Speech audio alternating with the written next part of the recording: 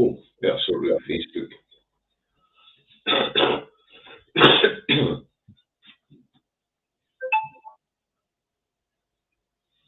Yeah, you wait to see who's first in the door. Aye. Chris. There it's Chris. Let's see. We'll find out in a second. There's 7 people watching, 14 people watching. There we are. Oh, it was Eddie. Eddie was first in. Who was first in the date? Eddie. Eddie Wolfe. Eddie Wolfe. Hi, Abro. Hi, Owen. Hi, Margaret. Hi, Tina. Hi, John. Hi, Mags. Hi, Austin. Hi, Melanie.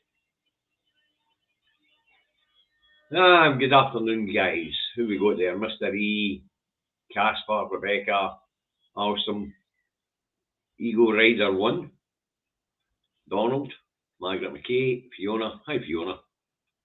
Hi, Lorna. Hi, Jacqueline. Hi, Robert. Hi, Pat. Hi, Elizabeth. Are you back in Duisburg? Are you still in the Canaries, Elizabeth? Hi, Isabel. Numbers are starting to climb nicely, David. Aye. I'll give them a wee minute more. As you can probably guess, folks, the subject today will be, to start with, Nicola Sturgeon, and we'll see where it goes from there. Yeah. Oh, just so happens she's popped in to get a cup of coffee with David. So,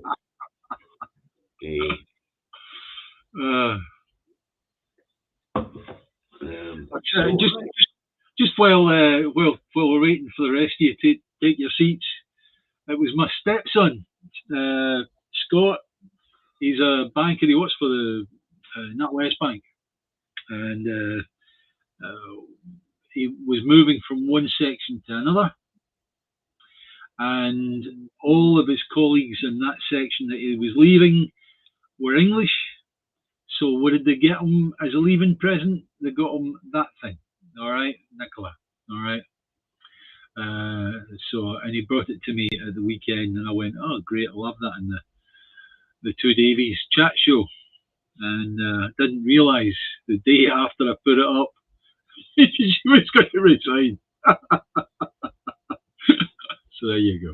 Well, there we go. Right, there's enough people on board. So let's get this underway, David. I mean, so Nicola's stepped down, and now there'll be a contest, really, an election to elect a new leader of the SNP, and of course there will need to be the election of a new First Minister.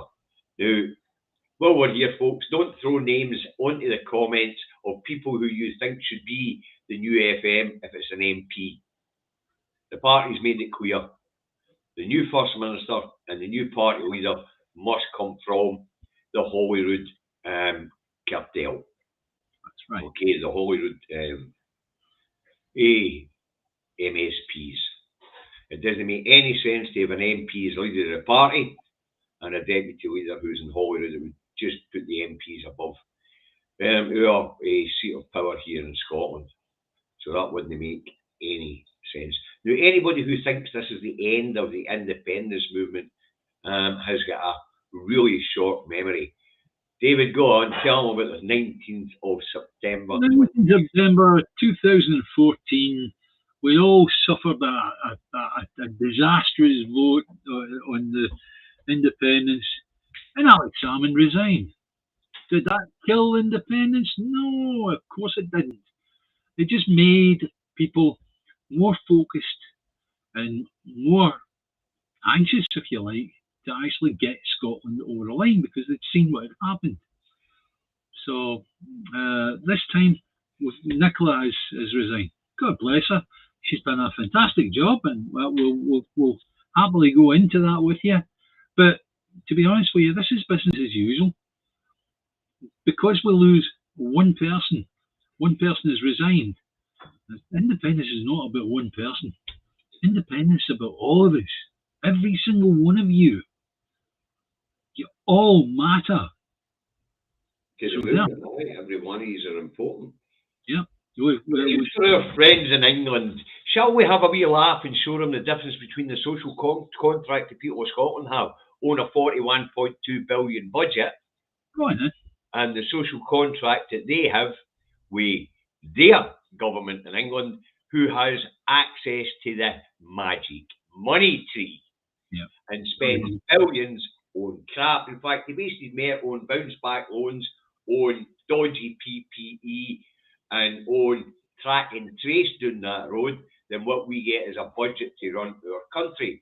So when we talk about the First Minister leaving, let's talk about her achievements while she was there, David. I'll batter it up and we'll go through it for our viewers in England so that they get to know what it is with we Davy 41 billion quid and what they can achieve with access to the magic money tree and an unfettered budget. So what has been achieved in 6 years, the last 6 years of Nicola Sturgeon? Oh, drum roll, over to you, David. There we go. First one, Queensferry Crossing, Scottish child payment, baby box, free bus travel. Sorry, David? I want to stop you at the Scottish child payment so that our viewers in England can understand, because the first one is just a piece of infrastructure. Out of that 41.2 billion budget, we managed to give 500,000 of the poorest families in Scotland £20 per head per child per week out of that to lift them out of poverty, whereas your Imperial Masters in London took £20 away for the poorest in universal credit. Carry on, please, David. Right. Baby box, free bus travel for under 22s, free period products, dentistry charges scrapped, music tuition scrapped, best performing NHS in the UK, extended free personal care, record high health funding. Hold it there, David, because they won't understand that down there. They don't have a social care system down that road.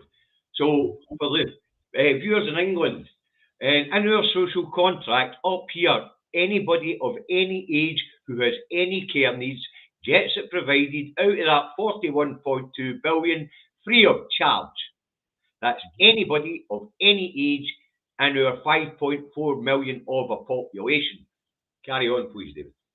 Yeah, and also you don't subsidise a penny of it, right?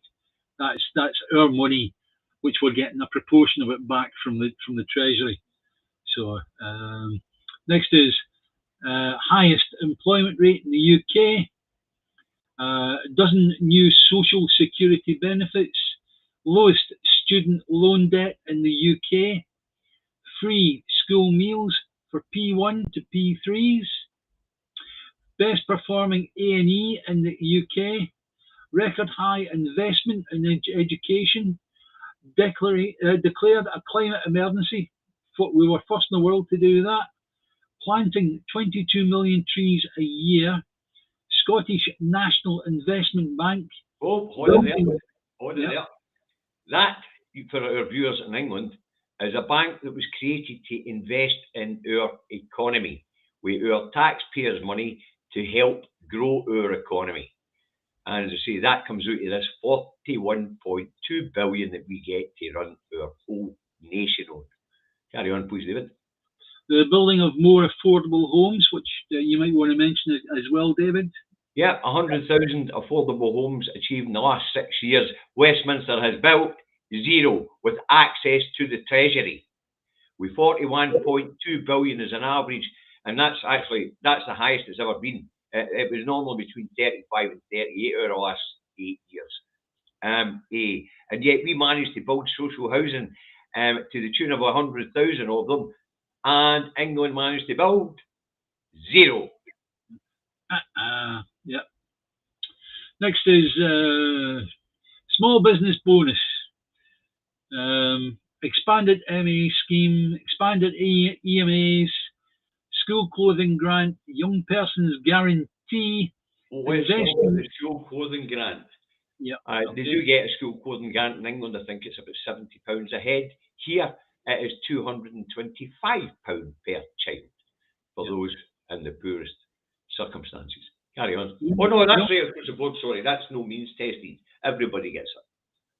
Yeah. Young persons guarantee. Investing more in life sciences. Free eye tests. Record high enrolment in universities.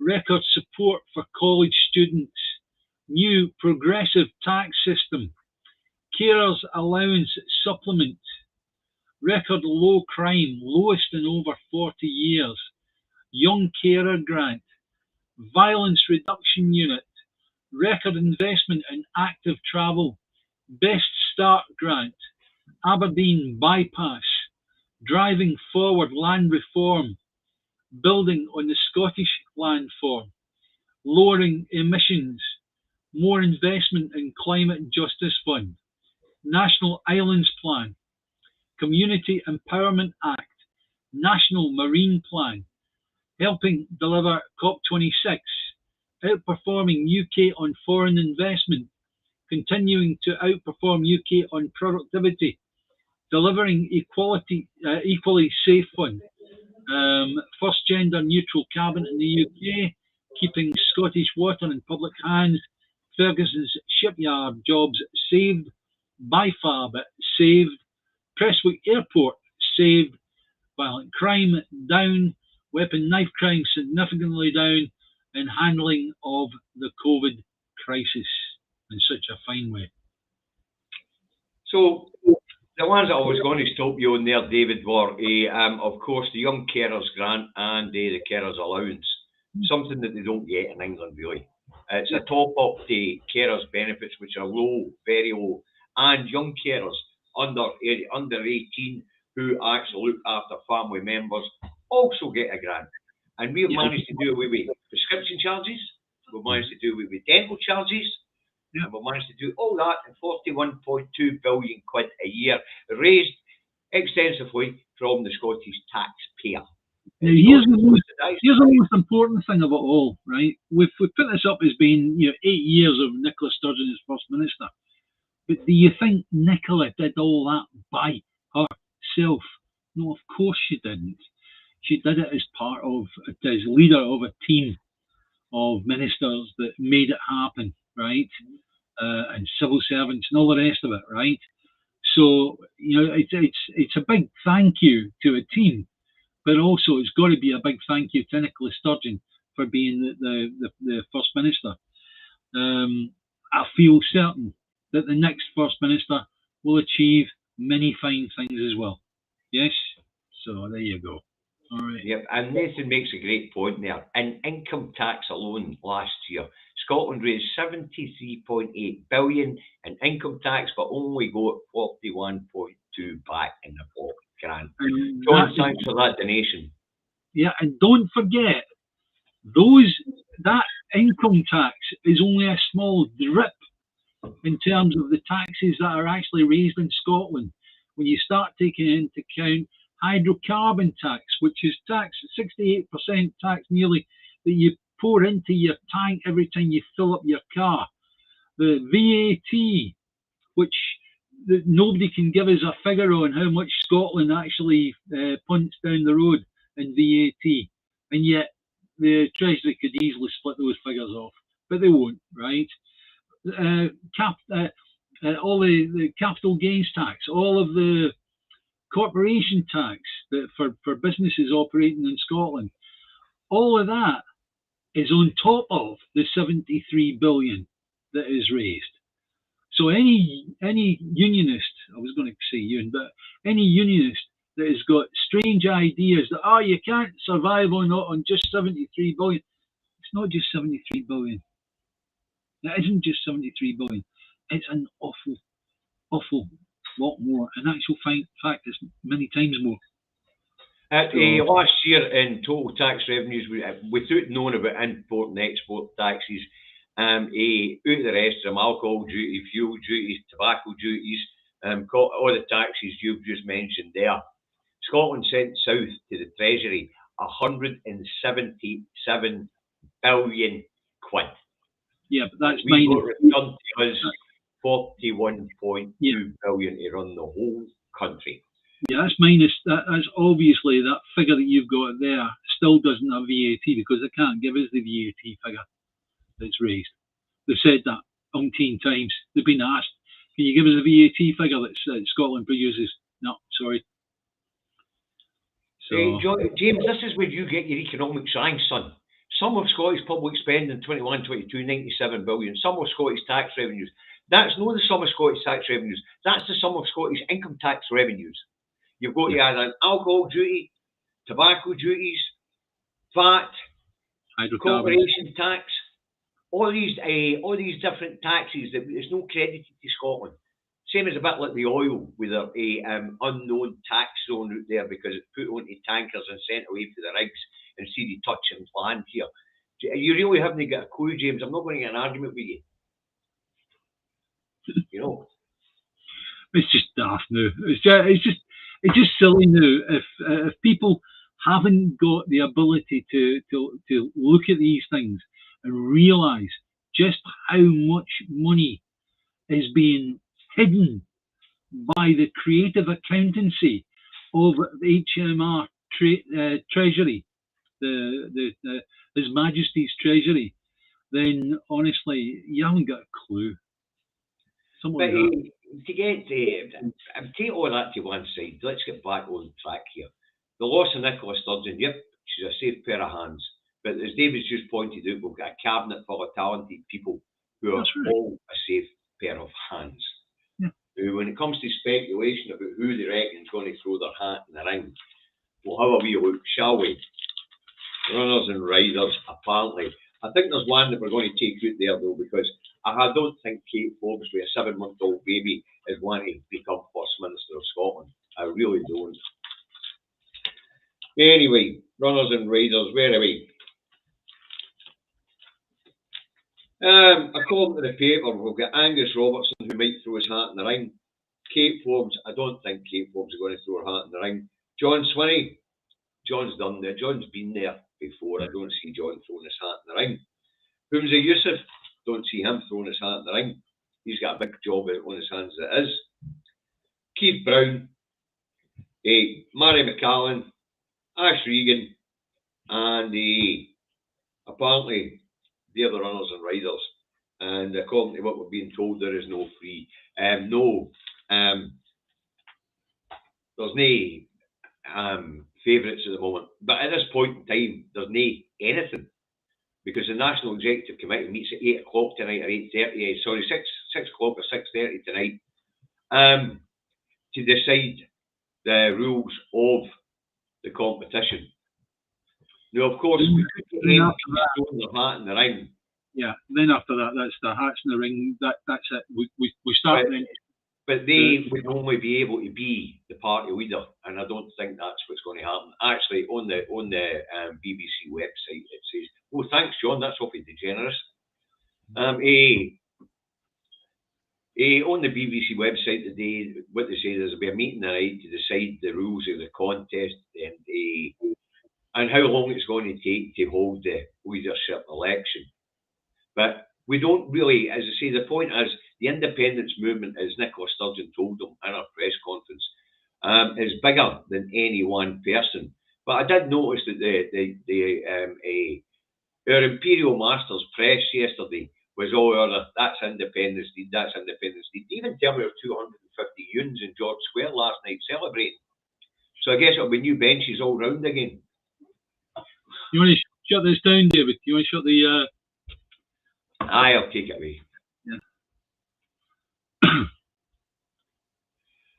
Right. Okay. So anyway, there we go. We've got, as far as I'm concerned, I wrote a post this morning. It's business as usual, guys. It's like the yes movement hasn't come to a halt because somebody has decided that it's time up. It's time to actually hand the reins over to somebody else. It just means they've been doing it for too long. And to be honest with you, being at the front face of Scottish politics, Scottish independence politics, it's hard enough on social media, never mind actually dealing with it on a proper work. The builders look. Right, sorry about it. You know, folks have got builders in. Yeah. So it's I can imagine being at the coalface of Scottish independence politics be would be difficult, to say the least. So as far as handing the reins over to somebody else, not unusual. At least the lassie wasn't assassinated, which was a worry. She left on a high. She wasn't voted down, and she didn't leave because of something she'd done wrong. Yeah? So, and we can certainly all look down the road to Westminster and just go, oh my goodness me, look at that lot, Nicola left with her nose clean, which is wonderful. Well, of course, the first thing that happened was she was asked if she was leaving because of some sort of investigation into 660,000 quid or something like that was supposed to be missing. I wish the hell through the head. I've got it. Thanks, Alistair. That's a cracking donation. And thanks to John for his donation and to everybody else that's donated so far today. Thank you. So, let's say keep our eyes on the prize, folks. Don't get downhearted. Nicola took support from 45% to 44%. Up away, dogfish. Lord Ashcroft's poll has been rubbished by Sir John Curtis, the UK's leading apologist. It was rubbished by James Cook of Scott Goes Pop, and it was rubbished by me.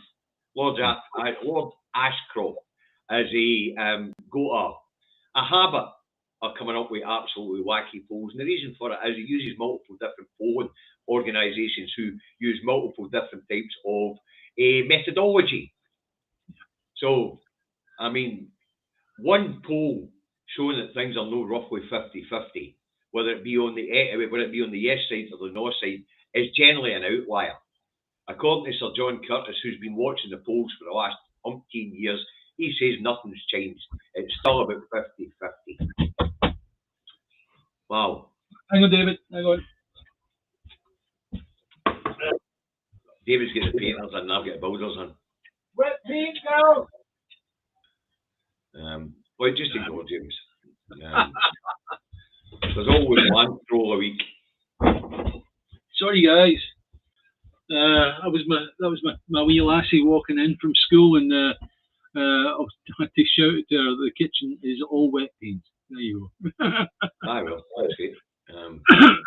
Apparently, Ashcroft poll employed the same methodology that showed that Ashcroft never used the same methodology with anybody because Ashcroft didn't conduct his own polls. There's an important point to make here, David, right? An important point is that these people that are producing polls, they're not hoping to take the pulse of the nation. What they're doing is they're trying to set the pulse of the nation. They're trying to create a narrative in that, such and such is winning, or such and such is not winning. And it's trying to change people's minds, because people will naturally always try to follow a winner.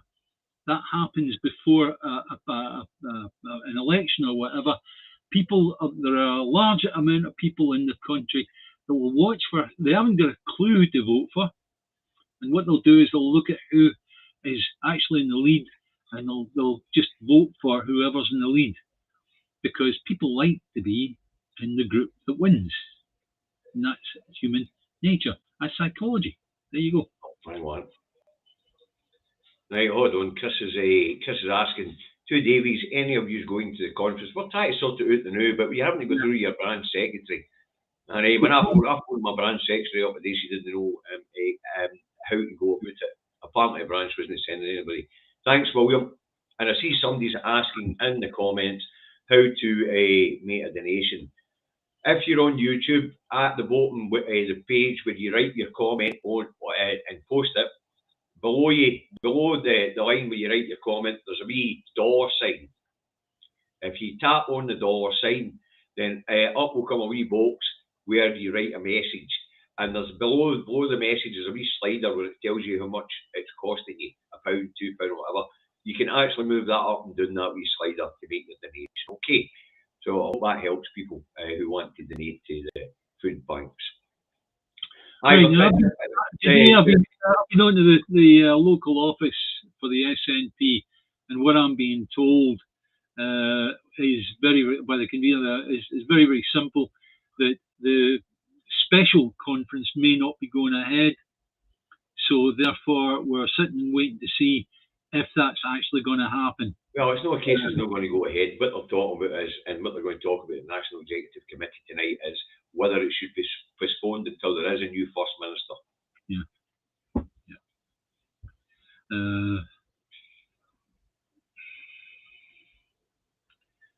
My own personal feelings in that is I would like to see things expedited. And one of the reasons why Nicola said she was, thanks Brian, one of the reasons why Nicola said she was standing room was she wanted that debate opened up at conference. Yeah. So as far as Nicola was concerned, the special conference should go ahead. But the reason why she was taking her neb out as First Minister is because people would follow her lead. You know. Yeah. And one of the interesting things that was said yesterday on one of the commentaries was how the press here in Scotland had turned Mr. Salmond and Miss Sturgeon into cult figures. You know, we don't need cult figures in the movement. No. We don't need cult figures at all. What we need is giants. Yeah.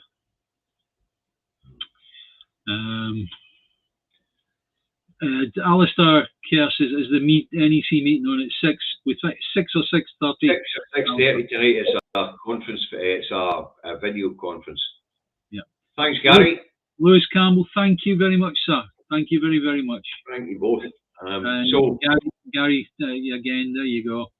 New lettering in red, orange, and yellow. But hey, as I say,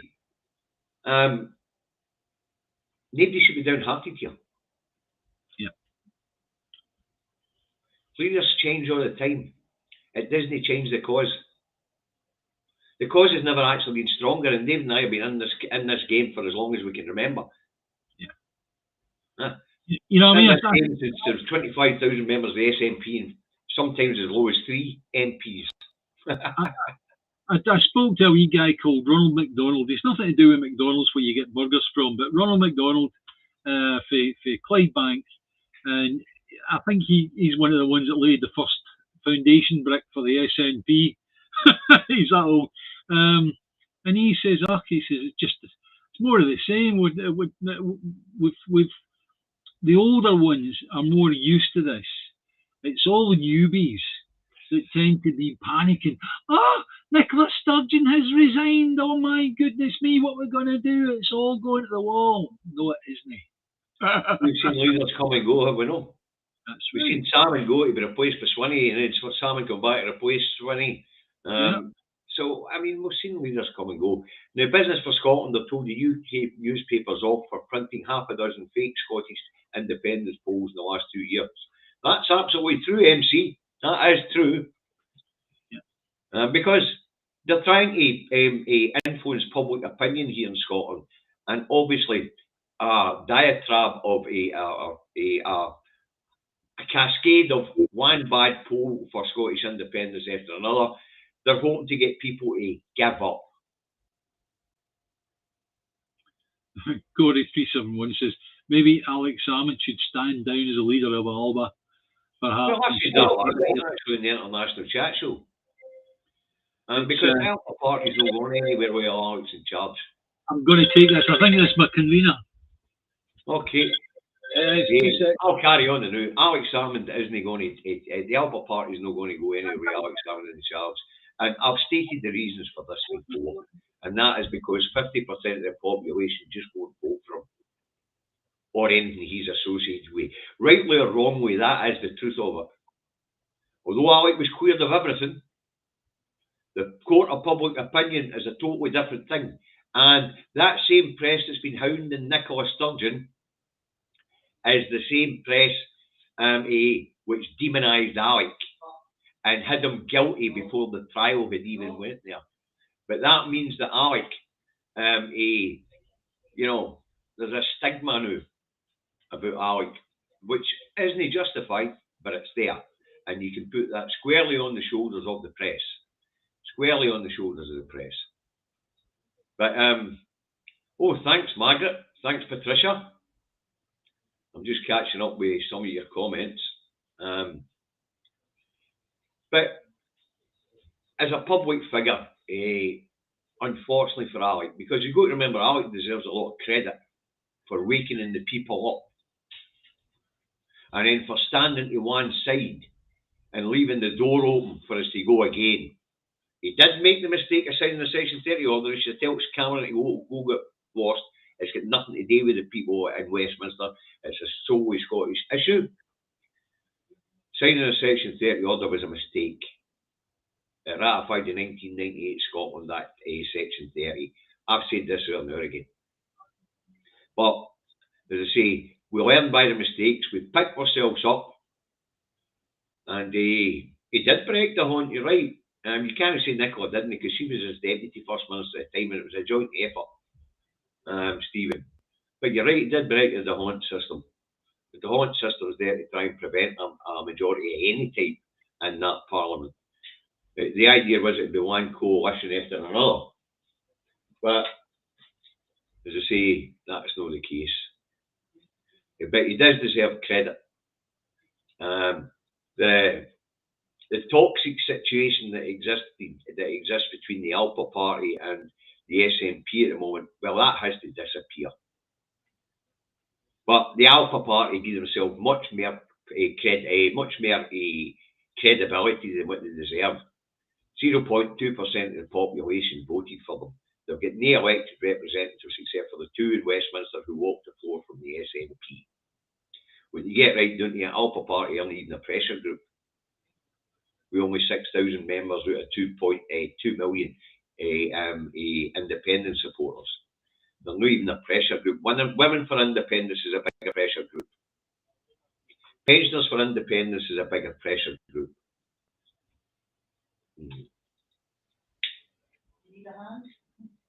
No, Nicky's keeping an eye on Davies' chair while he takes a phone call for his convener.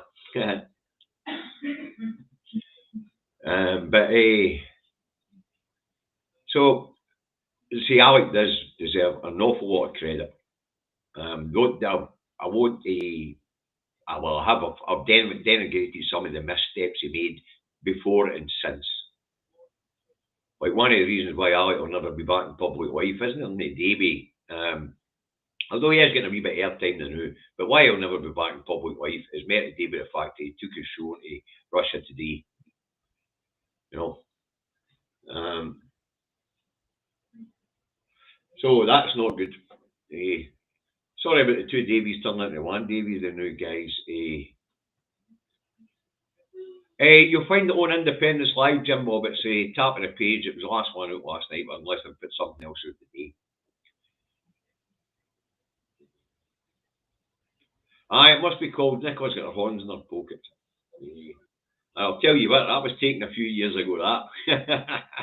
She's matured a bit since then. Oh, what a lot of crap on. I don't watch it. I'd watched a wee bit of Sky News on YouTube yesterday. And then just as it was about to go live, it dropped its coverage and on YouTube. So I had to jump across onto another feed to be able to sit and talk through with you guys about it, you know. Just to let you know, that was the secretary, the branch secretary of the Western Bartonshire on to me, and what he's saying is he thinks that the special conference is still going to be taking place. And you know, he said I can have my delegate pass for that, and also he'll come on. He'll get me a delegate pass for the normal conference, the main conference that will be taking place at some point. So that's good, you know. So I'll be going along there and all. Hopefully it's not in Aberdeen or somewhere silly like that. Doesn't matter. I just say to him, wherever it is in mainland Britain, I'll be there. Don't give it a toast. Right. Eastbourne, fine, I'll be there. We always get one pet union, didn't we? So what's a pet union saying today? There's now no route to a second referendum and no majority who want one. It will take years to rebuild. Here you go, James. Oh, woe is me. Oh, listen, I cover myself with Tell that to a pair of guys that have been at this for 20 years. What's a couple more year to us? Exactly. The independence movement's not gone anywhere. It hasn't went anywhere in 300 years. It will get to the end, I can assure you. What's that Eventually, song? actually, with We'll the be way there at the David, end did of you the hear 30 P. Lee road. Anderson? Did you hear 30 P. Lee Anderson yesterday? The people of Wales, Scotland, and Northern Ireland should remember that England, what England does is good for them. And then he goes on to ask, what's a Scotsman, an Irishman, or a Welshman ever done to make an Englishman proud? What do we want to make an Englishman proud for? Yeah, one better than that. What's an Englishman done to make us proud? After all, here in Scotland, we invented the modern bloody world. Yes. And England, all you've done is con people around the world, break international treaties, steal other countries' resources, and commit as many acts of genocide as Hitler and Genghis Khan put together. Wow. And you want us to make you proud? The only thing England can be proud of is John Crapper. And if you don't know who John Crapper is, look him up. He's the guy that invented the earth, the composting toilet. A good invention. Yeah. Wow. Mental. We might be going back that way, but never mind. That's a story for another day. Aye. Don't feed the trolls. Aye. Yeah, once I read the story about faith, hope, and charity. Once it was a book about the Malta during the Second World War, and the way it was kept isolated by the Germans, and they managed to get 3 Spitfires called faith, hope, and charity. But the most important thing is they couldn't produce enough food for the people, so because they couldn't get fertilizer. So what they were doing was they're using John Crapper's idea Right. to grow fruit and all the rest of it, right? You know, so I don't know. I would imagine it would taste all right. Yeah, it's just soil with poo mixed in. There you go. Fertilizer. But I mean, what the English have been good at is creating weapons of war. Yes. And that tells you a lot. Yeah. But once they've come up with a mad idea, they then have to find a Scots engineer to make it happen. Yes, I have to say, Scotland invented the 20th and 21st century. And given half the chance, we will invent the 22nd and 23rd as well. Apparently, faith, hope, and charity were Gloucester Gladiators, no Spitfires. I thought there were Spitfires. I'm sure in the book I read there were Spitfires that they managed to get delivered. They managed to break through the German lines, and they brought the Spitfires on by boat. I didn't know that Gloucester had a sort of a gladiator scene, you know. And I would have thought they were more likely to be called Wolf or something like that. Right. Sorry, just to carry on with what we're talking about, the most important thing today, after that one gave in a resignation, not a problem. Brilliant. Fantastic work, Ken. Thank you very, very much, Bam. And you've done us proud getting us this far. So all we want to do is just get on with the next bit. And as you can hear by the phone call, it's all moving at pace. And it's not as if we're having to wait 3 months like the Tories before they even make their mind up to have a vote. Right? So what we've got is we've got the NEC having a meeting tonight, and they'll decide the rules and all the rest of it. And then people will throw their hats in the ring, and then there'll be an election, right? Something like that. And people like me, I'm an SNP member, I'll be asked to vote on whoever it is. I have a wee bit of a penchant. David doesn't maybe agree with this, But I've got a wee bit of a penchant for Angus Robertson, who is a chap I particularly like because I like his intellect, and I like the fact that even though he's got such an awesome intellect, he's a very, very, very great communicator. That's great. John tells us there's 136 people watching us live on YouTube, and there's 206 people watching us live at the moment, combined with YouTube and Facebook. Hi, guys. Hi, guys. And John Wardrow's making the point that Churchill himself said that no small nation has ever given so much to humanity as Scotland, except for maybe the Greeks, who gave us democracy. And we've seen Westminster rip that up recently. Yeah. James Carter says, I'd like to know why she's quit now. Appalling timing and no notice or warning. Leaves the individual. No, James, it doesn't. So, you know.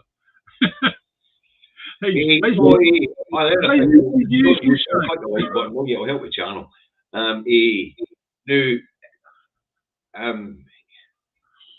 Sorry, what was the comment there? Like to know why now. She told us why now. There's an emergency conference coming up, and she didn't want. She wanted to debate widen out to include things like just holding a referendum under international law. Yeah. You know, you have to understand, as a politician in such a senior role, you can make a decision on something, but in effect, you will back yourself into a corner when everybody else goes, no, we want it the other way. And there are a lot of people who want the plebiscite election to be run via the Scottish Parliament. So in other words, via a Scottish Parliament election. Simple reason for that, there are three. One, it gives the 16 and 17-year-olds the vote. Two, it gives the Europeans that are still here the vote. Well, I've got a couple of those Europeans working in the House at the moment, and they boys didn't know they vote. Yeah, and three, it gives us the control over the vote because it's a Scottish election, right? So, and Nicola Sturgeon didn't want that. What she preferred, in her own words, a Westminster election to be that. Well, I've got an awful lot of bad feeling about that because I know a lot of people round about Western Bartonshire that will gladly vote Labour to throw the Tories out. And that is what a lot of older people would do. They'll see the way to get rid of the Tories is to vote Labour, not vote SNP. And according to John, the throw, we don't get to choose what law we get to. We're bound by UK. We're not bound by UK law, nothing, John. We live in Scotland. The only law that we're bound by is Scots law. We allow UK legislation. But there's no such thing as UK law, as you've often said, David. Well, there isn't. There's legislation which has been altered and put into Scotland. And generally, up until the recent bunch of undemocratic idiots down the road, then they would ask for a legislative consent motion. And if they didn't get it, then it wouldn't go into Scots law. That's why there's legislation in England which applies in England only and doesn't apply here in Scotland. Like we have different consumer rights here in Scotland, we have different credit laws here in Scotland. Wow. James, can I just say here, James is trolling the feed, and yes. As far as I'm concerned, James, go away. It's like Nicola could have waited until the conference had decided the route forward. No, she couldn't, because what you look for is you look for the leader to be involved in the way forward. Right. So I'll put him on the naughty step for 5 minutes. I wish I had that button. hey, I'll put you in the naughty step for 5 minutes and all. It was getting to the point where he was going to throw his toys out the pram and tell us what we'll do what England tells us, nothing else, nothing more, nothing less, you know. Wow.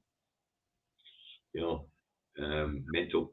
But we always seem to get one, don't we? I don't know if it's the same one changing his name all the time. No, we've got one.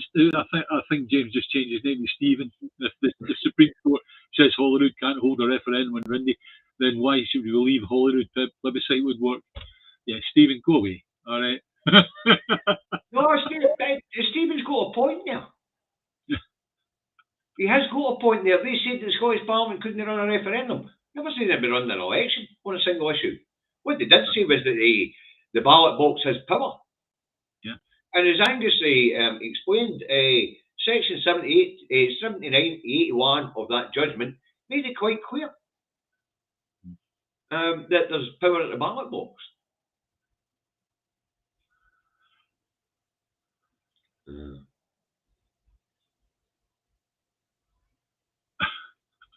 Good one, Patricia. I was reading that. This guy's quite good. An express reader. Aye, well. It's John Dunburgess. It's the bus driver. It's the curse of the bus drivers again. Hey, you. Look for that.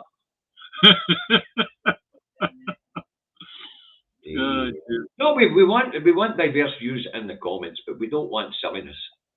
And listen, we need all the Scottish bus drivers to get together and create a blockade against Burgess and his crew. It was funny, but we all his Tory stuff with John Dunburgess, and then all of a sudden the London bus drivers are out in strike looking for more money.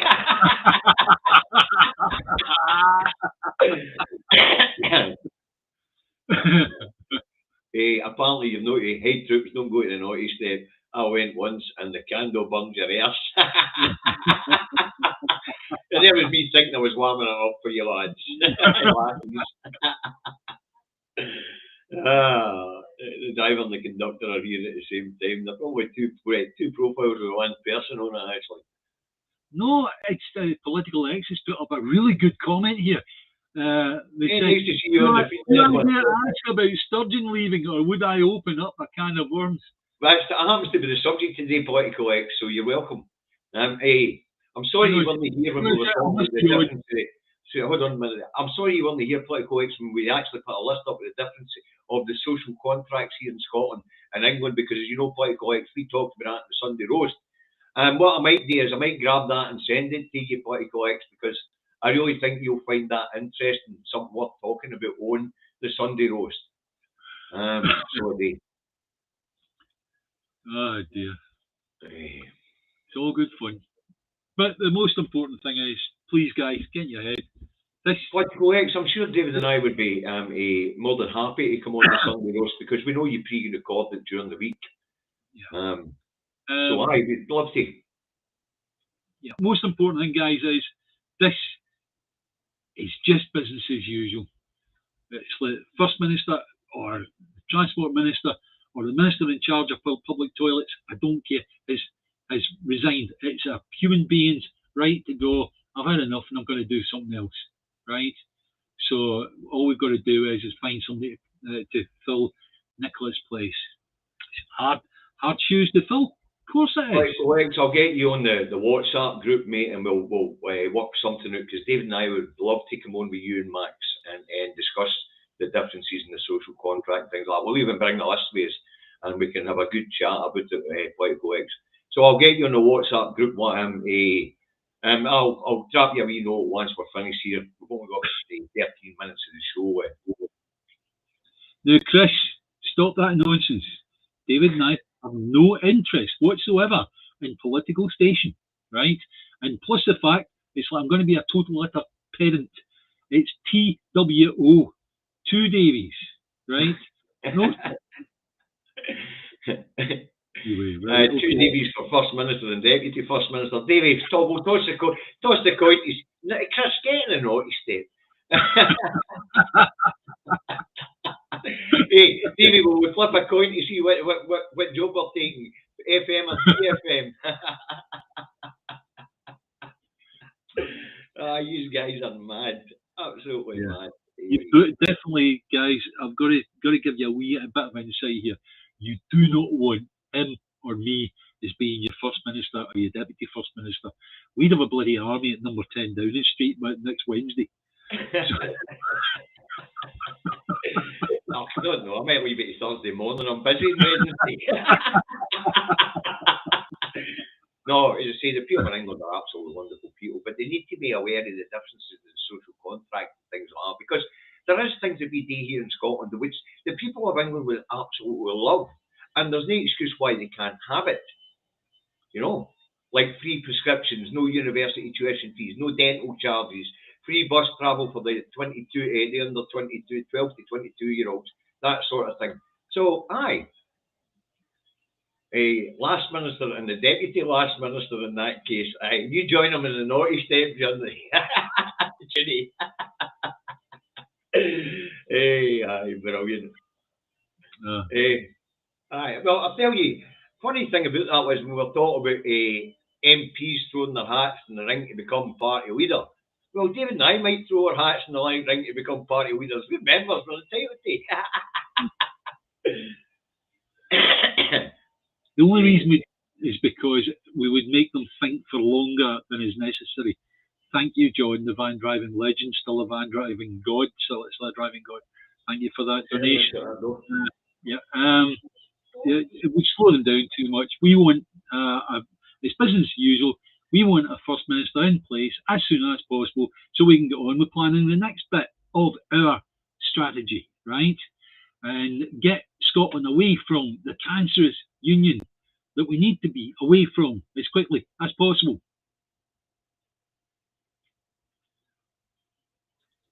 Topical X, face red, heart-shaped Edinburgh. Thanks, Topical X. We've had a wee talk about this before. Oh, James is back after a naughty step. We'll just stick him back on again. We'll get on better with him. That's James back in the naughty step. Wait, have we got a 24 billion deficit? I didn't know about that, David. How can you have a deficit when you by law you have to have a balanced budget? Oh, that's right. You can't have a deficit by law. Yes, there you go. Use are on time out. There we go. Bye, James. Come back when your shift's over and you park the bus up. Alistair, you're very welcome to the Chuckles. Thanks very much for the donation to the food banks, by the way, folks. You've been wonderful again. That'll take us up over the £300 mark. That's absolutely fantastic. David and I, David will talk about this later, but I think we'll just chuck 150 quid ahead into and get it out the door of the route because people are desperate, you know. Yes, by all means. So, you know, I've got it available. I've got the funds available just to do that off my own back, right? And I'll do that now, and I can wait for money coming back off of YouTube, because as far as I'm concerned, if people are hungry now, that's when the money needs to go in. Yeah. So. I'll get the same, David. We'll just go 50-50 on it. So, folks, you're right. Thanks, Jane. You're right to excuse the noise in the background here because, as you know, I've got the builders in, David's got the painters in, so you always got a wee bit of noise in the background. I'm sorry, it's very inconvenient. I'll try and talk over the top of it, and when I'm not speaking, I'll mute the mic so that David can speak.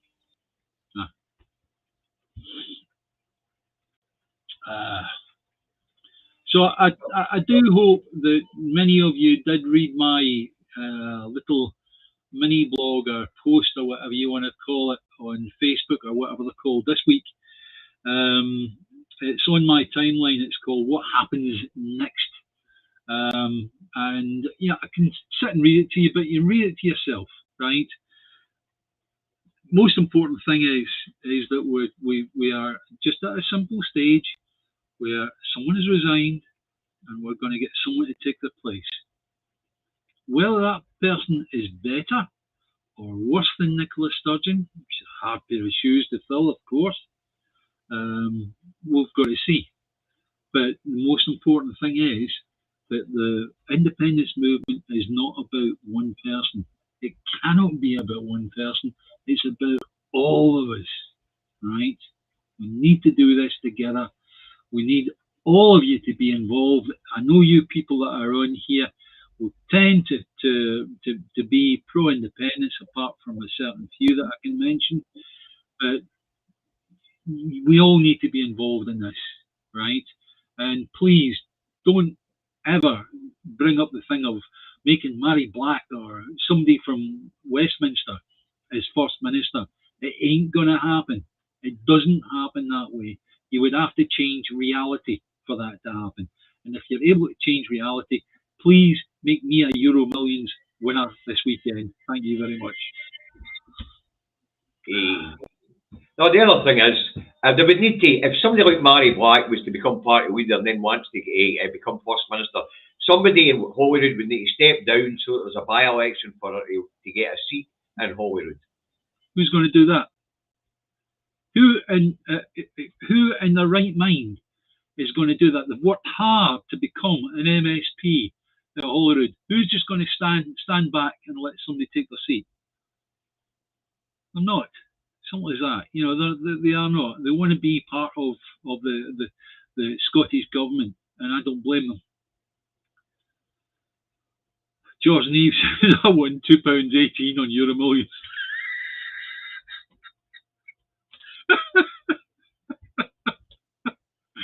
I think that would be the biggest shock of all.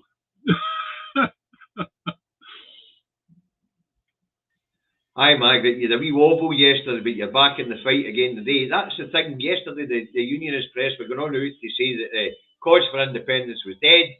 The cause for independence carries on, no matter if a leader steps down or no. Nicola caught us all off guard yesterday, right? So don't worry about it. But the thing is, though, once you get your head around it, you go, oh, right, fair enough, okay, right, and you get on with it, right? Steve Kenny says, Katie Forbes would do a cracking job. Well, problem with that is that Katie, even though she's great, and I really, really do like her doing the job she's doing, unfortunately, she is associated with the wee freeze. And even though she's entitled to have her beliefs, whatever she wants, right? It's in politics, it's the optics that matters. And what would happen is that the mainstream media and Labour and Tories and all the rest of it would literally drive a coach and horses through that and use that association against both her and the party. So Katie Forbes becoming First Minister would be a difficult choice. I'm going to try and talk out of this, but I don't think Kate's going to throw her hat in the ring. She's got a 7-month-old baby. Being First Minister is a relentless 24-hour-a-day job. Yeah.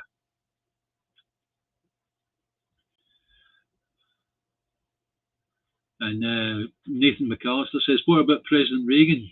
He was quite a good president. Good at telling jokes. She's got a wee bit of experience in a ministerial role. It could well be the right person for the job. She needs to throw her hat in the ring first. Yeah. And as far as I know, she's not mentioned in the runners and riders in the paper today. But as I say, nobody's thrown their name in the ring yet. Yeah. We could get everybody's preference on who they want to be First Minister. Let's just let the process run. And we'll see what the process is after this evening's meeting of the NEC. Yeah? Okay. Yep. So, is that a deal, guys? Say yes. Right, we're nearly at the end of the hour, David. So, we'd like to thank everybody who donated to the food banks today. As I say, David and I will have a wee discussion about how we get his money distributed. And as I say, obviously my wife will when I'm putting that. She'll fight with me about it. Wow. Thank you very much. That is massive. Yeah, no, thank you. You don't have to put anything in at the moment, David. I'll do it. I'll deal with it. No, I'll do it. David, Sarah's only carry her own, so she is. I know what Sarah's like, you know what I mean? So that's it. She gives you a slap over the head. Everybody thinks David's in charge in that house, but no, it's actually Sarah. Well, that's why she's called the Dragon and Madam Director, isn't it? Anyway, let's wind this one up, folks. Thank you very much. Viewing figures have been absolutely fantastic. We're still up over the 200 mark between YouTube and Facebook. You guys have been absolutely fantastic. So once again, it's been the chat's been great, and your donations to the food banks have been fantastic. And they say, don't get downhearted, folks. One person stepping aside. No way up. We haven't even covered what's possible for Nicola Sturgeon to achieve. Well, she's no First Minister. She can now go in question time. She can now take a front stance on or even take control of the Yes movement. So, there's many things that Nicola can do now. And she has said she's no intention to leave in politics. She's still got things to do. So, don't get downhearted. The fight goes on. The fight goes on. As I say, thanks you guys for watching. Thanks for your donations. We'll need to sort something out on Facebook, David, the star system or something like that. Because the people on Facebook are asking, how do you donate? And obviously, you've got to go to YouTube to make it. I think perhaps just a wee post about it would answer most people's thing. Okay. So, Alistair's just come in, 300 quid. That's something it's only 300 quid the total now, aye. Okay, right. I thought he was donating 300 quid there. Nah, the wee box for this to come up for that one. But to say thanks for everybody who's been watching right round these islands. I hope the people in England who were here earlier to learn about the differences in the social contract between the Scottish government, the Scottish people, and the English government, the English people. I hope you found that interesting and can take it to your MPs and demand to know why you don't have the same thing when we're doing it on a fixed budget and you have access to HM Treasury. Yeah, one thing I want to point out just before David says the good night and thank you is that for the people of England that are watching, there's nothing anti-English going on here. We are not downing the people of England. We're trying to, if we can, if it's possible, to open your eyes to actually what's going on underneath your noses, to make you realise that there is a better way. And after we have gone and declared our independence and we start going our own way, it's down to you lot then. You've got to take the next move. Wow. £100, Mr. E, for Mrs. E. Jesus. Thank you very much. That is absolutely massive. Hang on a second. Absolutely massive. Thank you, Mr. E. Mrs. E. That is very, very generous. There goes Nicola. The First Minister just fainted. Wow. Right, let's round this one up, David, because you know I'm going to work shortly. And okay, so thanks everyone. Thanks for participating. And we'll see you all next time. And that will be, we're going to do Tuesday, David? Yeah. Well, I'd really prefer if we could keep it as Monday and Thursday. That would be better for me. Aye, no, Monday's fine. Monday's fine. Sarah's finished getting her injections now, so Monday's fine. Aye, Monday, 2 o'clock. Monday, 2 o'clock, and Thursday, 4 o'clock. All right. Right, okay. And folks, as you know, my daily shows are over because of some health problems for the time being. But as you know, if something big comes up, I can't keep my neb out, so you've all get shot box. That just leaves us one thing left today, David, and that is... Bye, Davey. Bye, guys. Bye, Davey.